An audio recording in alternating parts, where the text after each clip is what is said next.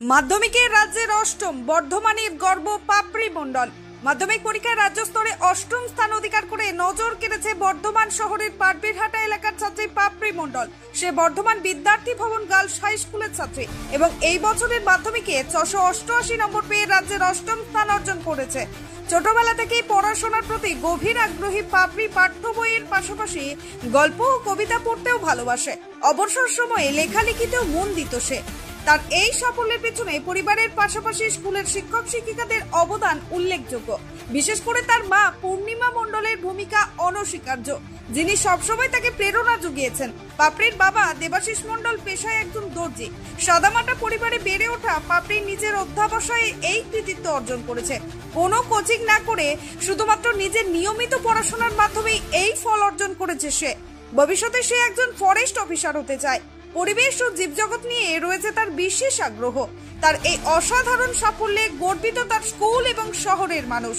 শিক্ষক শিক্ষিকারা আশা প্রকাশ করেছেন পাপড়ির এই উজ্জ্বল পথ চলা আরো বহুদূর এগিয়ে যাবে। পাপড়ির মতো ছাত্রীরা যে সঠিক অনুপ্রেরণা ও অধ্যাবসায়ে সাফল্যের শিখরে পৌঁছাতে পারে, এই বার্তায় পৌঁছে দিল তার কৃতিত্ব। পাপড়ি মণ্ডল। তুমি মাধ্যমিকে এবার অষ্টম স্থান পেয়েছো, কেমন লাগছে? খুবই ভালো লাগছে অবশ্যই। স্কুলের শিক্ষকদের কী বলবো?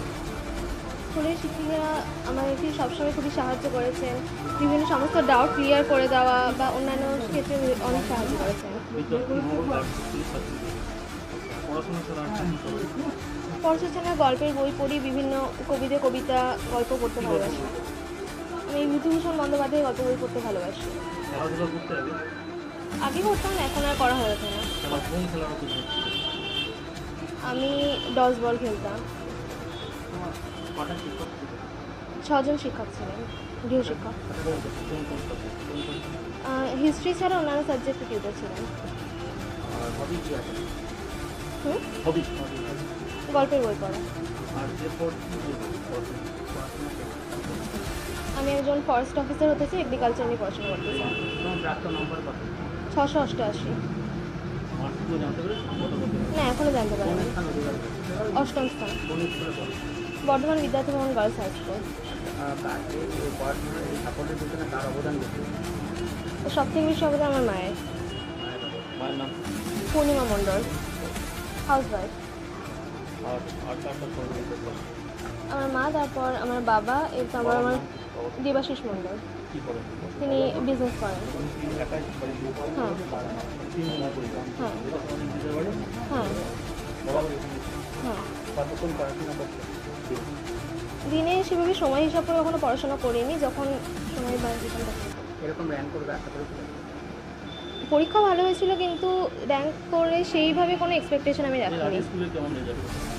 স্কুলের রেজাল্ট ভালোই হতো। হ্যাঁ, ফার্স্ট। আমি ক্লাস 4 থেকেই ফার্স্ট হতাম। হ্যাঁ। র্যাঙ্ক হয়েছে, অষ্টম হয়েছে, 688। মেয়ের নাম পাপড়ি মণ্ডল, বিদ্যার্থী গার্লস। কেমন লাগছে? আমার লাগছেও সেটা তো ভাষায় প্রকাশ করা যায় না। তো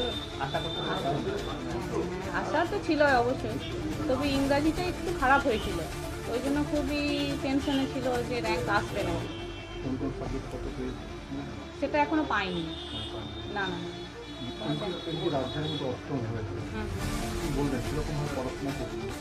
পড়াশোনা করছিল বলতে ও কিন্তু ভালোবেসে পড়ে, যে প্রতিদিনকার কাজ প্রতিদিন করে। স্যাররা যে কাজগুলো দিল সেই দিন যে পরবর্তীকালে করবো সেইটা করে না।